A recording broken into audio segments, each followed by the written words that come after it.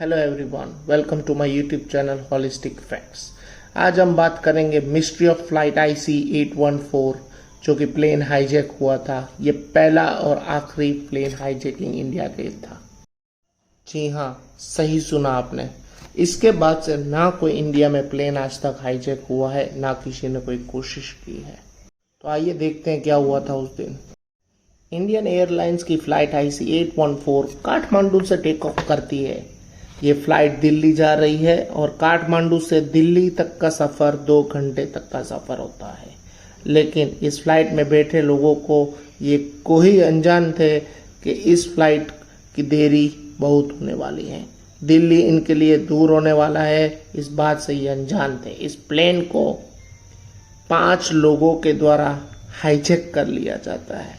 जी हाँ, 5 लोगों के द्वारा हाईजैक कर लिया जाता है और इन हाईजैकर्स के द्वारा $200 मिलियन की रकम का ये लोग डिमांड करते हैं। और भी कुछ कई सारी डिमांड्स थी, तो आइए चल के देखते हैं वीडियोस में क्या हुआ। ये कुछ आतंकवादियों को रिलीज करने के लिए भी सरकार से मांग करते हैं। पूरे देश की नज़र इसी न्यूज़ पे टिकी हुई थी। ये इंडिया के हिस्ट्री का सबसे बड़ा हाईजैकिंग था आज तक का।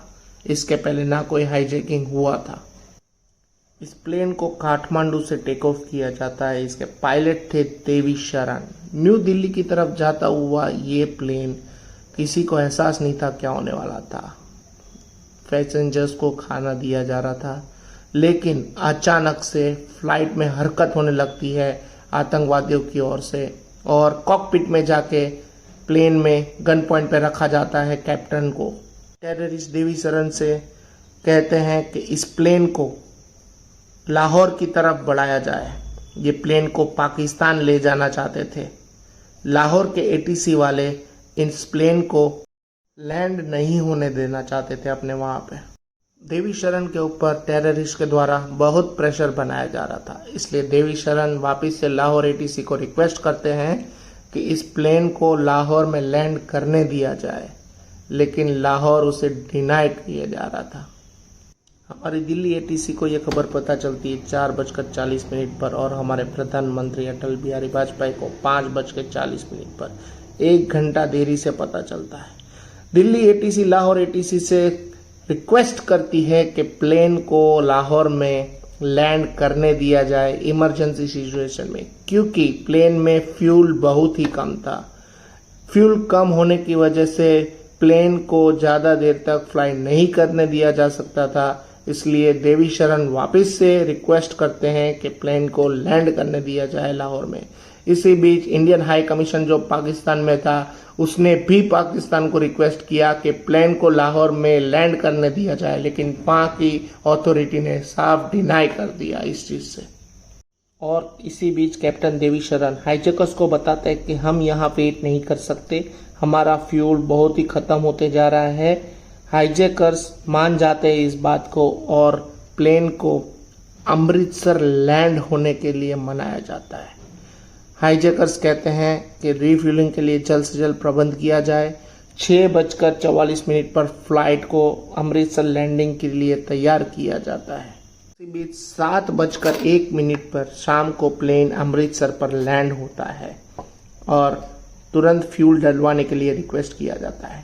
ये इंडियन गवर्नमेंट के लिए अच्छी न्यूज़ थी, क्योंकि इंडियन प्लेन का इंडियन सरजमी पर लैंड होना गवर्नमेंट के लिए एक अपर हैंड था।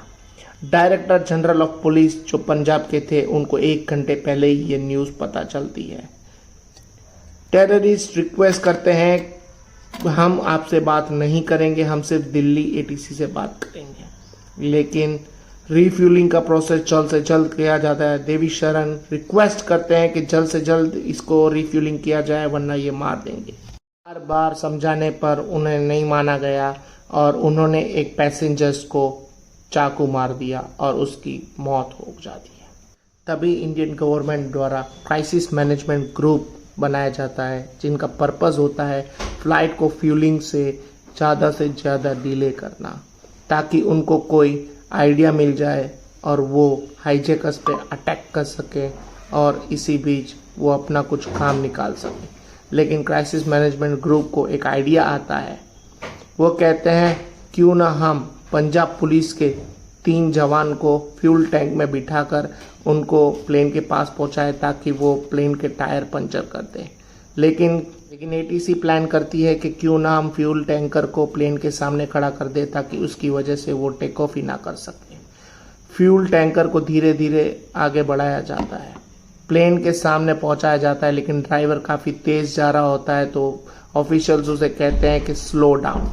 अब ये मिसकम्युनिकेशन गैप था या क्या था, ड्राइवर गाड़ी को रोक देता है। ये देखकर हाईजैकर्स हरकत में आ जाते हैं और उसने कहा बहुत हुआ फ्यूलिंग, प्लेन को अभी के अभी टेक ऑफ कराया जाए। हाईजैकर की तरफ से देवी शरण पे इतना प्रेशर बनाया जा रहा था कि वो कुछ समझ नहीं पा रहे थे। उनको कहा कि कुछ भी करो, टक्कर मारनी है टक्कर मारो सामने टैंकर को, लेकिन प्लेन को टेक ऑफ करो। देवी शरण प्लेन को टेक ऑफ करने की तैयारी करते हैं, रनवे पे भगाते हैं और बाल बचते हैं उस टैंकर से और प्लेन को टेक ऑफ करवा दिया जाता है। प्लेन टेक ऑफ के वक्त देवी शरण एटीसी को मैसेज भेजते कि वी आर ऑल डाइंग, हम सब मर रहे हैं। प्लेन को वापस लाहौर की तरफ ले दिया जाता है, लाहौर जो 50 किलोमीटर दूर था अमृतसर से। देवी शरण फिर से लाहौर एटीसी से कांटेक्ट करते हैं, लेकिन वो डिनाई कर देते हैं कि प्लेन को हम लैंड नहीं होने देंगे। वो जानते थे कि आतंकवादी कुछ ना कुछ करके उनको प्रेशराइज करके लैंडिंग करवाएंगे, इसलिए वो एयरपोर्ट की सारी लाइटें बंद कर देते हैं ताकि वो लैंड ना कर पाए। लेकिन आतंकवादी उनको प्रेशराइज कर रहे थे कि कुछ भी करो, कहीं पे भी लैंड करो, आई डोंट केयर। यही था प्रेशर जो देवी शरण पे बनाए रखा था उन्होंने। इसलिए देवी शरण बोले कि हमको लैंड करना ही होगा, हम वरना क्रैश लैंड कर जाएंगे। देवी शरण देखते हैं कि आगे हाईवे पे वो लैंड करने जा रहे हैं और क्रैश लैंड हो जाएंगे। तभी लाहौर एटीसी उन्हें परमिशन दे देती है कि ओके आप लैंड कर सकते हैं, और तभी रीफ्यूलिंग का प्रोसेस वहाँ पे शुरू कर दिया जाता है। इंडियन गवर्नमेंट पाकिस्तान गवर्नमेंट का रिक्वेस्ट करती है कि प्लेन को वापस ना उड़ा दिया जाए, और पाकिस्तान गवर्नमेंट उनसे नेगोशिएशन करती है कि बच्चों और औरतों को छोड़ दिया जाए। लेकिन टेररिस्ट नेगोशिएशन करने के कोई मूड में नहीं थे। वापस से लाहौर से प्लेन को टेक ऑफ कर लिया जाता है और ओमान की तरफ भेज दिया जाता है। ओमान की तरफ से भी रिजेक्शन मिलता है, वहाँ लैंड करने की परमिशन नहीं मिलती है।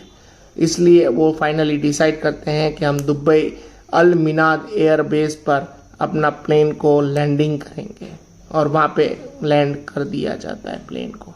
बार के नेगोशिएशन पे 26 पैसेंजर्स को टेररिस्ट रिलीज करते हैं। इंडिया से एक फ्लाइट बुलाई जाती है जिसमें उन पैसेंजर्स को वापस भेजा जाता है इंडिया। समय के civil aviation minister Sharad Yadav भी उस फ्लाइट में पैसेंजर्स के साथ वापस आते हैं और उनको अकम्पनी करते हैं। 5 हाईजैकर्स थे जिन्होंने अपने नाम अलग अलग रखे हुए थे। एक था चीफ जो अपने आप को सबसे बड़ा हेड समझता था, उसके था बर्गर, डॉक्टर शंकर और भोला। ये उनके फेक नाम थे। असली नाम थे उनके इब्राहिम अख्तर, शाहिद अख्तर, सनी अहमद काजी, जहूर मिस्त्री, और आखिरी वाला था सकीर। खाने पीने की सख्त कमी हो रही थी प्लेन में। फिर से प्लेन को टेक ऑफ कर लिया जाता है और इस बार ले जाया जाता है अफगानिस्तान में। उस समय तालिबान का राज हुआ करता था अफगानिस्तान में। तालिबान अब प्लेन को चारों तरफ से घेर लेते हैं। प्लेन में बैठे पैसेंजर पूरी तरह से अनजान थे कि उनका फ्यूचर क्या होने वाला था। कुछ नहीं जानते थे वो लोग क्या हो रहा है। इसी बीच कांधार एयरपोर्ट अफगानिस्तान में प्लेन को लैंड किया जाता है। टेररिस्ट की तरफ से $200 मिलियन रुपए की डिमांड की जाती है और 36 आतंकवादी टेररिस्ट जो पकड़े थे इंडिया ने, उनको रिलीज करने के लिए डिमांड की जाती है। तालिबान ने चारों तरफ से प्लेन को घेर के रखा था और उनके हेड जो हैं वो कहते हैं कि आतंकवादी कोई हमला ना करे, कोई एक्शन में ना ले, इसलिए ये सिक्योरिटी दी गई है। लेकिन इंडियन गवर्नमेंट सोच रही थी कुछ तो दाल में काला है। ये इसकी वजह से नहीं है कि आतंकवादी कुछ एक्शन या हरकत करे, बल्कि वो लोग ये सोच रहे थे कि इंडियन गवर्नमेंट कोई ऑपरेशन वहाँ पे क्लेम ना कर सके कोई फोर्सेस के द्वारा अटैक ना कर सके आतंकवादियों के ऊपर, हाईजैकर्स के ऊपर, वो इसीलिए उनको प्रोटेक्शन दी जा रही थी। तालिबान इंडियन सरकार से कहते हैं कि हम आपके बिहाफ में नेगोशिएट करेंगे। प्रेस कॉन्फ्रेंस चल रही होती है और वहाँ पे अचानक से भीड़ जमा हो जाती है और अंदर उन प्लेन में बैठे रिलेटिव्स और उनके परिवार वाले आ जाते हैं और डिमांड करते हैं कि हमें हमारी फैमिली वाले वापस चाहिए। आप चाहे कुछ भी करिए, हमारी फैमिली को वापस लाइए, उन सब की जान बहुत कीमती है। आप पैसे मांगते हैं तो पैसे दीजिए, आप कुछ भी मांगते हैं वो दीजिए। मिनिस्ट्री ऑफ होम अफेयर्स की मीटिंग चल रही थी, राजीव भवन पे भी वहाँ पे पब्लिक जमा हो रही थी और साथ ही में अटल बिहारी वाजपेयी के घर के बाहर प्रोटेस्ट कर दिया जाता है। कांधार इंटरनेशनल एयरपोर्ट पे नेगोशिएशन होता है और इंडियन सरकार कहती है हम 36 नहीं सिर्फ 3 आतंकवादियों को छोड़ सकते हैं और 36 में से सिर्फ 3 को एग्री किया जाता है छोड़ने के लिए। वो 3 मास्टरमाइंड टेररिस्ट थे जो पहले टेररिस्ट अटैक में पकड़े गए थे इंडिया में।